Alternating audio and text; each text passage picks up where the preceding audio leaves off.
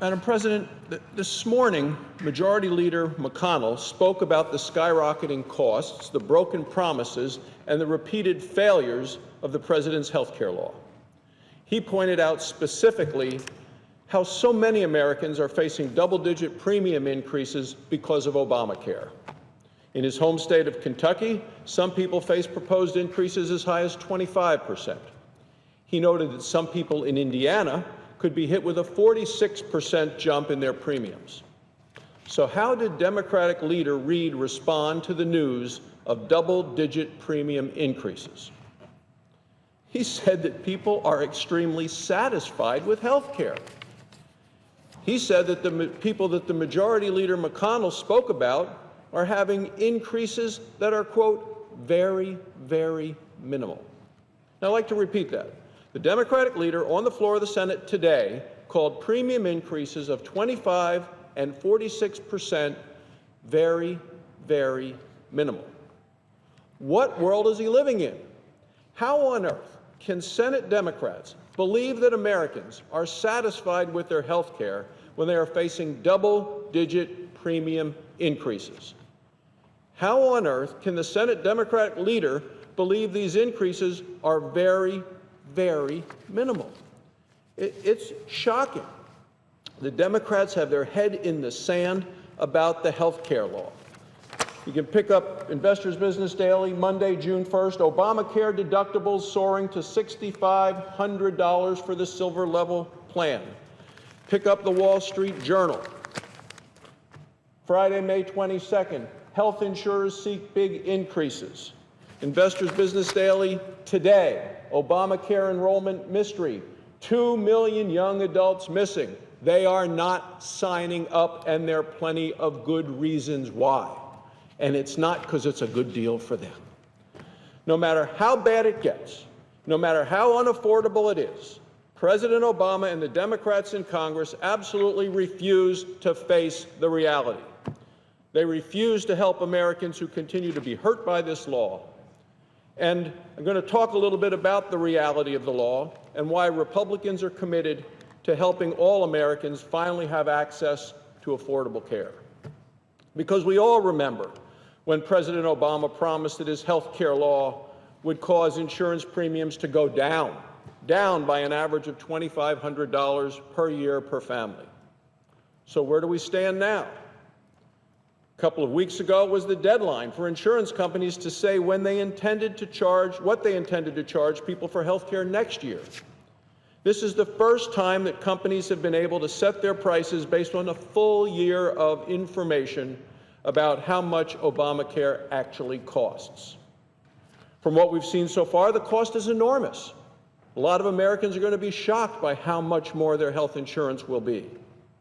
These higher premiums are just the latest evidence that Obamacare is an expensive failure. We've seen reports about the largest insurance company in New Mexico saying that it wants to raise rates by almost 52% next year. The biggest insurer in Tennessee wants to raise its rates 36%. In Maryland, the largest insurer is planning to increase premiums by more than 30%. But yet we hear Senator Reid on the floor of the Senate this morning saying like these things don't matter.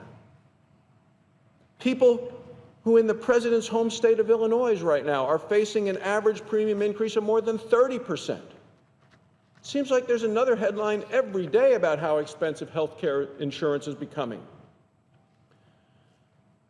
Wall Street Journal Tuesday, insurers seek big premium increases. I know that there are some supporters of the law who like to say millions of people have insurance under Obamacare.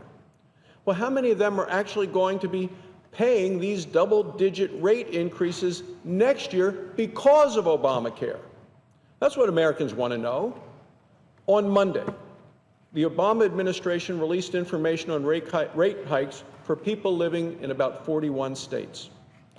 Turns out 676 different insurance plans, different Obamacare insurance plans offered for sale in these 41 states plan to raise their rates by double digits, by at least double digits. The average increase is 21%. About 6 million people getting their insurance in these plans will face double-digit rate increases next year. Do Democrats who voted for Obamacare think a 21% rate increase is affordable? Do they think a double-digit premium increase will help these 6 million hardworking Americans? The numbers are so large, it's hard to even understand what they mean for a typical person, because what does it mean for health insurance policies in Maryland where they might have an average rate increase of 30%? How does that impact someone's life, their quality of life? Let's say you're a 40-year-old non-smoker living in Annapolis, Maryland. You buy a silver plan for Care First Blue Cross Blue Shield. That's the biggest insurer in Maryland. It's the most popular kind of plan. According to the Wall Street Journal study, your rates would go from about $2,900 for the year to nearly $3,700 next year. That's an $800 a year increase. The president promised it to be down $2,500. Now it's gone up $800. That's how expensive Obamacare has become. It's far more costly than people thought it was going to be, that the insurers thought it was going to cost. Far more costly than the American people were told it was going to be. Now, I've heard some Democrats who support this law say that these are just the requested rates. They say that we shouldn't worry because state insurance agencies won't allow the huge rate increases to take effect. Well, Care First, the company in Maryland that wants a 30% rate increase next year, they raised their rate 16% last year. Hardworking people across the country are going to have to pay these enormous premiums because the president mandates they buy it. And many of them still won't be able to actually use their insurance because the deductibles and the copays are so high. This year, the average deductible for an Obamacare Silver plan is almost $3,000 a person, more than $6,000 a family. You have to ask, why are costs going up so much, so fast? That's what a radio station in Kansas City, Missouri asked, KCUR-FM. They reported last week, on May 27th, the premiums for some plans in Kansas are going to go up 38%. According to the radio station, the increase appears to be driven by requirements in the Affordable Care Act, also known as Obamacare. That's what they report. So the Kansas State Insurance Department said it was because of things like all of the mandates, the coverage mandates in the law. Families are now paying for coverage that's more than they need, more than they want, more than they can afford. A spokesman for the state insurance agency in Kansas told the radio station, these things cost money. So what do people think about these enormous increases in their premiums? Are people happy about all the extra money that they have to pay because of Obamacare? Well, let's look at Connecticut. In Connecticut, people have been writing to the state insurance department, and they're angry and they're frustrated about the Obamacare price hikes. Now, the interesting thing is, as one person wrote, I find it outrageous that the rates for 2016 are going to increase, he says, by 6.7%, which was a request in Connecticut. The person goes on, where do you think I'm going to get the money? I do not get a raise every year based on your every year rate increase.